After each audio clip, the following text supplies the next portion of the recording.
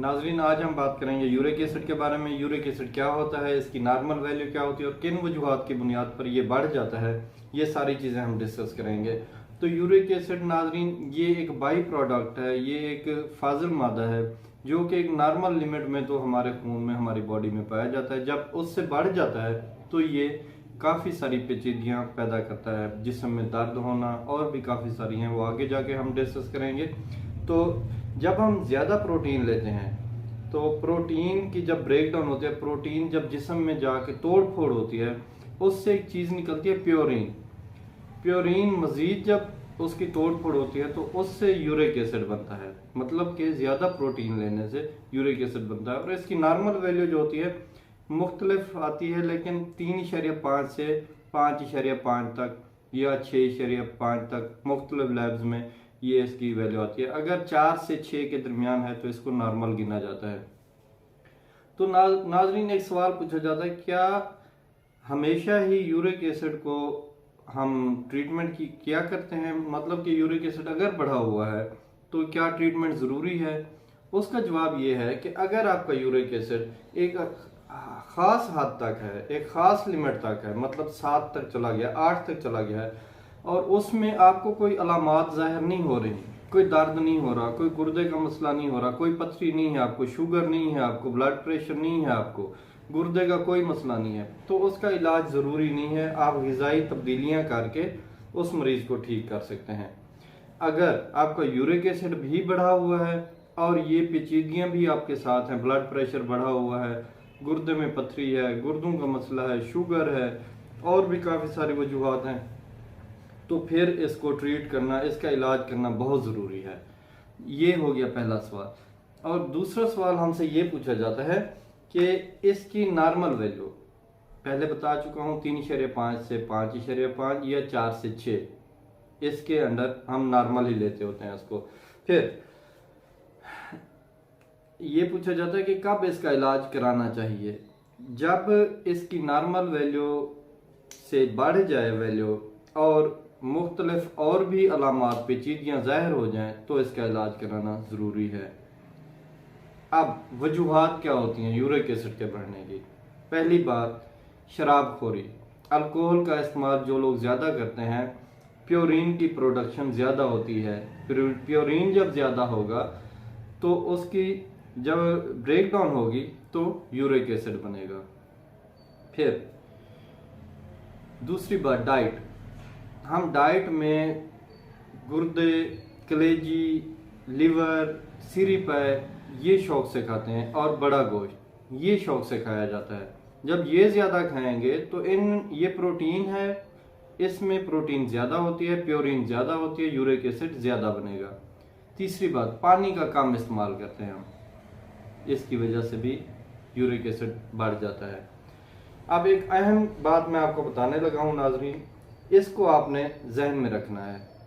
2 चीज़ें हैं, एक आप यूरिक एसिड ज़्यादा ले रहे हैं, मतलब कि प्रोटीन की सूरत में ज़्यादा खा रहे हैं, यूरिक एसिड ज़्यादा बन रहा है।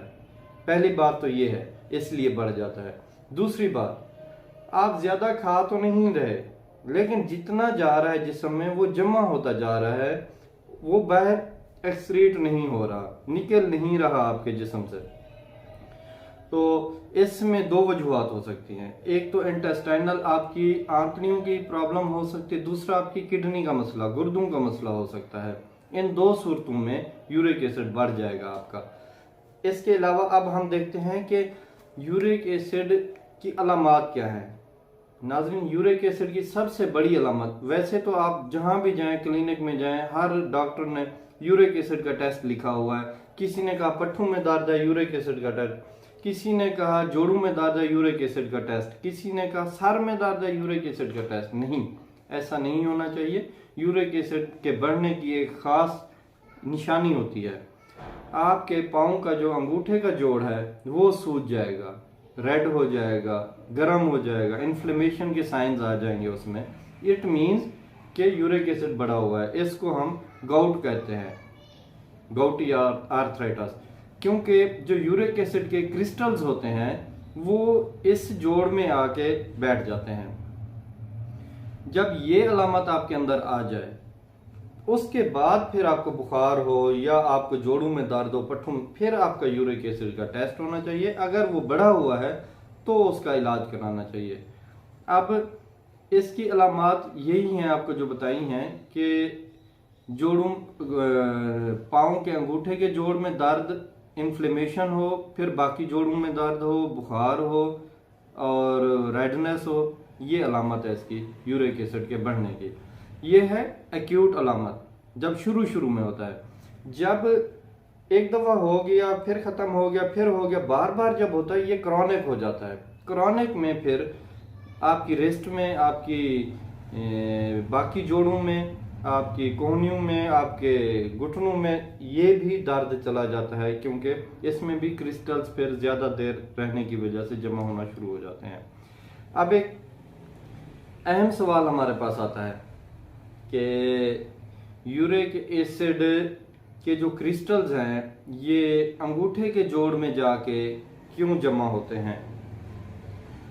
क्योंकि जो इसके क्रिस्टल्स हैं यूरिक एसिड के, ये हमेशा कोल्ड जगह पे जाके जमा होते हैं, ठंडी जगह पे जमा होते हैं। हमारे दिल से दूर जो हिस्सा होगा, पेरीफ्री होगी जो जिस्म की, उसमें जाके जमा होंगे क्योंकि ठंडी जगह। इसलिए पाँव के अंगूठे में जमा होते हैं जाके, क्योंकि वो दूर होता है, उसमें blood circulation as compared to बाकी एरिया के वो कम होती है।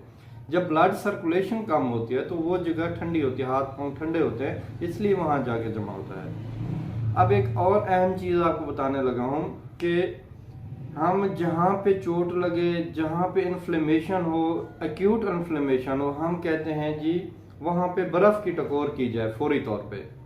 लेकिन जब यूरिक एसिड की इन्फ्लेमेशन होती है, जब अंगूठे का जोड़ सूजा होता है, जब इन्फ्लेमेशन होती है उसमें, तो हम बर्फ़ की टकोर वहाँ पे मना करते हैं। वहाँ पे हम कहते हैं कि हार्ट पैक लगाया जाए, गर्म टकोर की जाए, क्योंकि यूरिक एसिड का स्टोन ठंडी जगह पे जाके जमा होता है। अगर फिर हम बर्फ़ की टकोर करेंगे तो यूरिक एसिड का जो क्रिस्टल्स हैं वो ज़्यादा जमा होना शुरू हो जाएंगे, इन्फ्लेमेशन कम होने की बजाय बढ़ जाएगी, इसलिए वहाँ पे गर्म टकोर करेंगे। तो कोशिश करें पानी का ज़्यादा इस्तेमाल करें, अपनी डाइट